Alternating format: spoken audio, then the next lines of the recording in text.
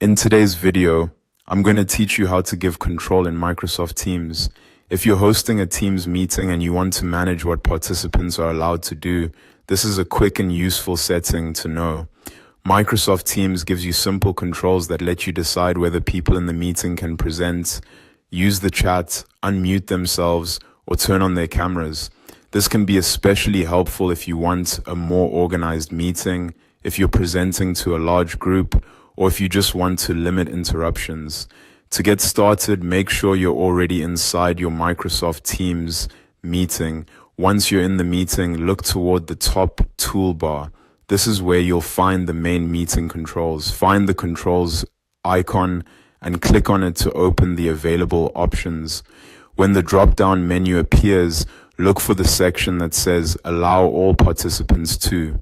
Under that section, you'll see several options, including the ability to let participants present, chat, unmute themselves, and turn on their cameras. These settings work as toggles, so you can simply click each one to enable it or disable it, depending on how much control you want attendees to have during the meeting. For example, if you want to keep the meeting focused while one person is speaking, you may want to turn off the ability for everyone to unmute themselves.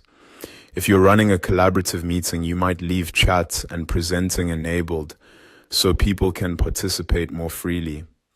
These options are flexible, so you can adjust them based on the type of meeting you're hosting. If you want to go a little further, click View More Options. This will open additional meeting settings where you can review other controls related to meeting access, participant roles, and overall participation.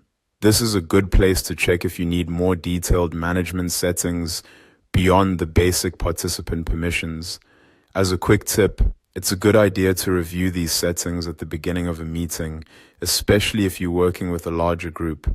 That way, you can set expectations early and avoid interruptions later on. You can also come back and update these options during the meeting if your needs change. And that's all there is to it. Once you know where to find these controls, managing participant permissions in Microsoft Teams becomes fast and straightforward. Thanks for watching, and I hope this helps you run smoother and more organized meetings.